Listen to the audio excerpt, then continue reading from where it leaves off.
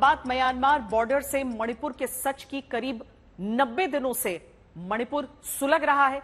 तमाम कोशिशों के बावजूद मणिपुर में हिंसा थमने का नाम नहीं ले रही। 26 जुलाई को म्यांमार बॉर्डर के करीब मोरेह में हिंसा हुई, जिसमें 30 से 40 घरों को जला दिया गया।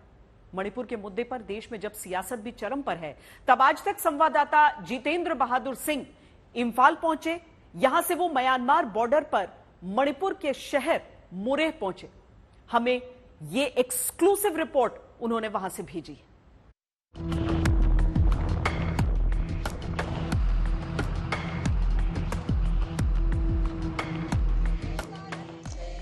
मणिपुर में ये कौन सी जगह है जहां सड़क को बंद करके सभी महिलाएं खड़े होकर कुछ गा रही हैं?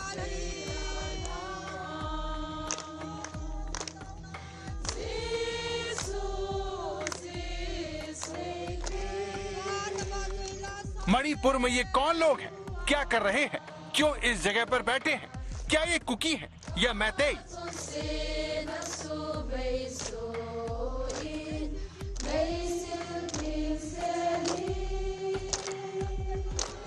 आखिर मणिपुर में ये क्या हो रहा है जहां सड़क पर बैठकर सैकड़ों महिलाएं घुटने पर बैठकर इस तरह रो रही हैं?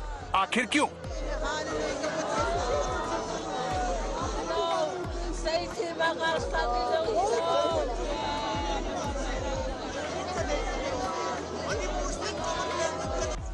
आज तक पर आप भारत म्यांमार बॉर्डर के मोरेह शहर के पास की तस्वीर देख रहे हैं, जहां पर आज तक की टीम जब पहुंची तो हमें ये तस्वीर देखने को मिली।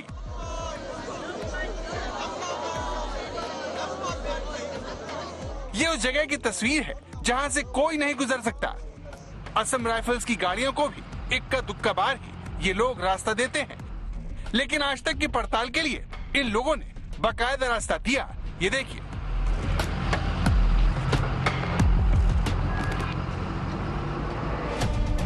देश जानना चाहता है कि आखिर मणिपुर की हिंसा थम क्यों नहीं रही।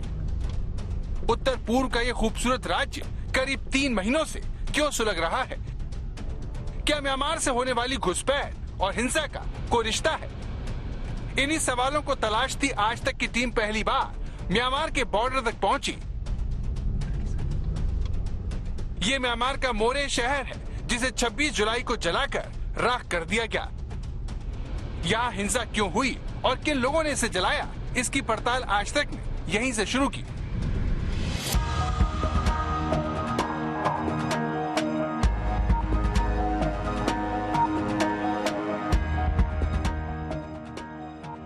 सबसे बड़ी बात यह है कि 22-23 जुलाई को म्यांमार से अवैध रूप से घुसे 718 लोगों को पकड़ा जाता है और 26 जुलाई को मणिपुर में यहीं से नए सिरे से हिंसा भड़क जाती है।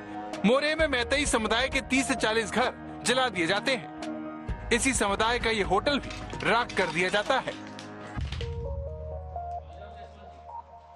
मणिपुर में हिंसा को लेकर के 80 से 82 दिन हो गए हैं, लेकिन अभी भी हिंसक झड़प हो जा रही है। मैं इस वक्त मोरेह टाउन में मौजूद हूं और यहां की स्थिति दिखा रहा हूं। ये होटल एलोरा है, जो कि काफी महत्वपूर्ण होटल इस पूरे इलाके का है, लेकिन इसको पूरी तरीके से यहां पर जला दिया गया। बताया जा रहा है कि 26 जुलाई को 30 से 40 लोग यहां पर पहुंचे और उसके बाद इस गांव में उनकी तरफ से हमला किया गया और हमला करने के बाद इस पूरे गांव को जला दिया गया। मणिपुर में लगातार हिंसा हो रही है। जाति हिंसा में अब तक 181 से ज्यादा लोग मारे जा चुके हैं। मणिपुर में कब क्या हो जाएगा कुछ कहा नहीं जा सकता। फिर भी तमाम खतरों के बीच आज तक संवाददाता जितेंद्र बहादुर सिंह मणिपुर म्यांमार बॉर्डर के उस शहर पहुंचे जो बहुत संवेदनशील इलाका है।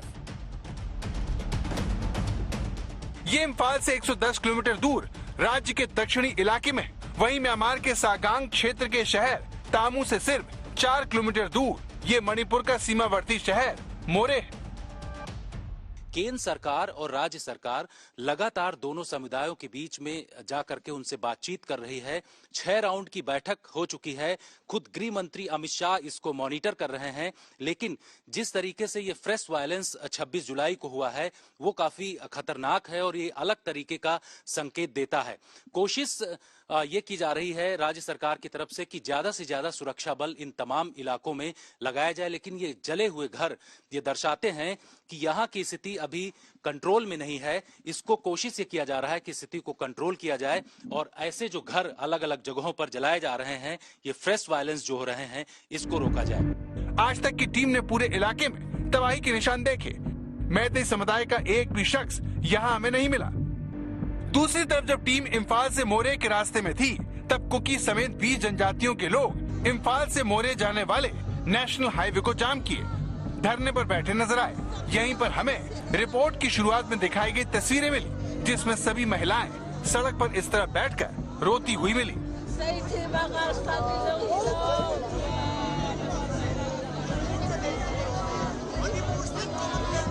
यहाँ पर आप देखिए कि महिलाओं ने सड़क को इस समय ब्लॉक कर रखा है। पिछले काफी दिनों से ऐसे ही यहाँ पर महिलाओं के द्वारा प्रदर्शन किया जाता है और लगातार 24 घंटे यहाँ पर महिलाएं मौजूद रहती हैं।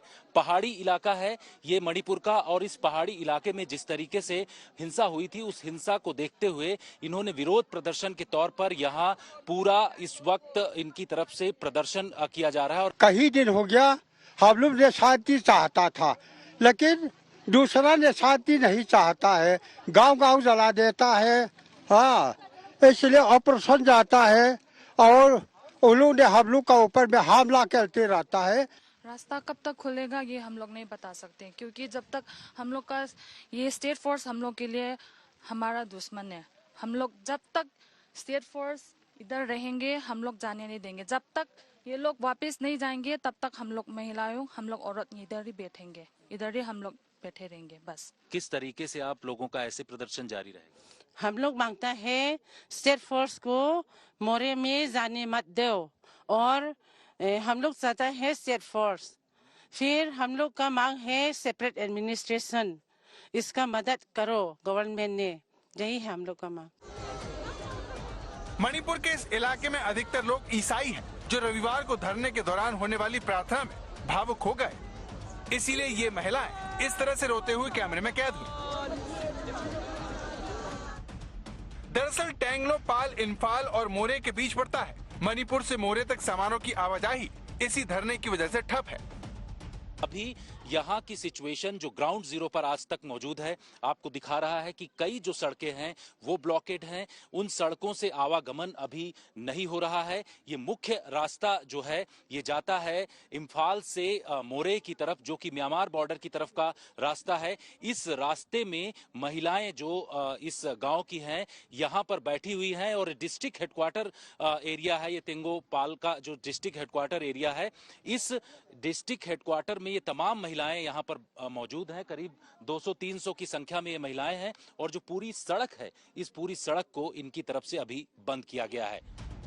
इस ग्राउंड रिपोर्ट के दौरान जो सबसे चिंताजनक पहलू सामने आया वो है म्यांमार से होने वाली घुसपैठ। वहाँ के उग्रवादी संगठन मणिपुर की आग को भड़काने में जुटे हैं। लिहाजा आज तक की टीम सीधे म्यांमार बॉर्डर पर तैनात असम राइफल्स के पोस्ट पर पहुंची, जहां से उग्रवादियों की घुसपैठ रोकने के लिए असम राइफल्स चौकन्ना है। मणिपुर में जिस तरीके के वर्तमान हालात बने हुए हैं, इसका फायदा किसी भी तरीके से कोई इंसर्जेंट ग्रुप न उठा पाए, इस वजह से असम राइफल अलग अलग इलाकों में सतर्कता इस वक्त बरत रही है। मैं मोरे में इस वक्त मौजूद हूं। यहाँ मोरे बॉर्डर पर ये ऑब्जर्वेशन पोस्ट जो मौजूद है, यहाँ आप देखिए असम राइफल का जवान 24 घंटे यहाँ पर निगरानी कर रहा है। मकसद ये है कि इस बॉर्डर के इलाके में किसी भी तरीके से घुसपैठ ना हो। इस इलाके में करीब 10 किलोमीटर तक बॉर्डर फेंसिंग भी बना दी गई है। मकसद ये है कि इन तमाम इलाकों से इंसर्जेंट ग्रुप के जो कैंप्स हैं वहां से किसी भी तरीके की घुसपैठ न हो। इस वजह से पूरी तरीके से निगरानी की जा रही है। 24 घंटे यहाँ पर असम राइफल्स के जो जवान हैं वो मौजूद रहते हैं, और बॉर्डर फेंसिंग के साथ साथ जो ऑब्जर्वेशन पोस्ट है वहां से निगरानी की जा रही है। मणिपुर में भारत म्यांमार की सीमा 398 किलोमीटर लंबी है। इनमें से सिर्फ 10 किलोमीटर पर ही कांटे की बाढ़ लगी है। अगले 80 किलोमीटर पर बाढ़ लगाने की तैयारी है। जब तक ये काम पूरा नहीं हो जाता तब तक मणिपुर में उग्रवादियों की घुसपैठ और उनके हाथों जातीय हिंसा को भड़काने की आशंका लगातार बनी हुई है। वहीं 26 जुलाई को फिर से हुई हिंसा एक खतरनाक संकेत है, जिसमें करीब 400 किलोमीटर लंबा भारत म्यांमार बॉर्डर देश के लिए चिंता का एक बड़ा कारण बनकर उभरा है। कैमरा पर्सन अनिल जायसवाल के साथ जितेंद्र बहादुर सिंह, मोरे, आज तक।